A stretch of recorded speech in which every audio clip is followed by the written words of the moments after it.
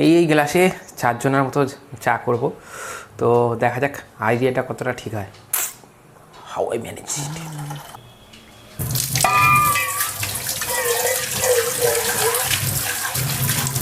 Morning সবাইকে। প্রথমে চাটা করে নিই, তারপরে কি করা যায় সেটাই দেখছি। আজকে গ্যাস শর্টেজ, কিন্তু দিলাম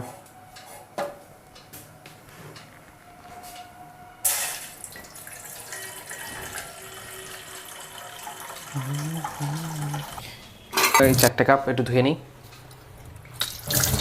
বুঝতে পারবো জানি না তো হচ্ছে, তাই পরিমাণ মতো চা আমি ফেলছি। মধ্যে মধ্যে রঙটা একদম পুরো কালার হয়ে যায়।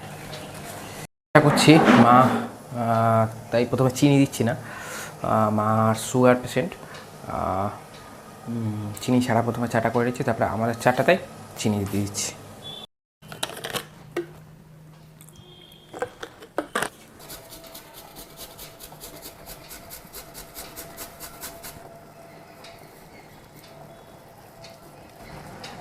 আজকে আমাদের চা কমপ্লিট, এখন সার্ভের পালা। বলেছিলাম যে 4টে কাপে হবে। ওয়ে হয়ে চায়ের ধোয়া উঠছে ভাই। চা কতদিন না খেয়ে থাকতে পারবো জানি না তো। না এটা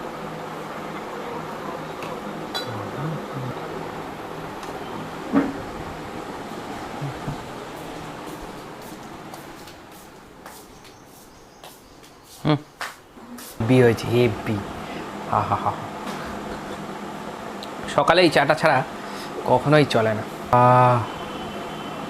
পুরো দার্জিলিং টি দিচ্ছি।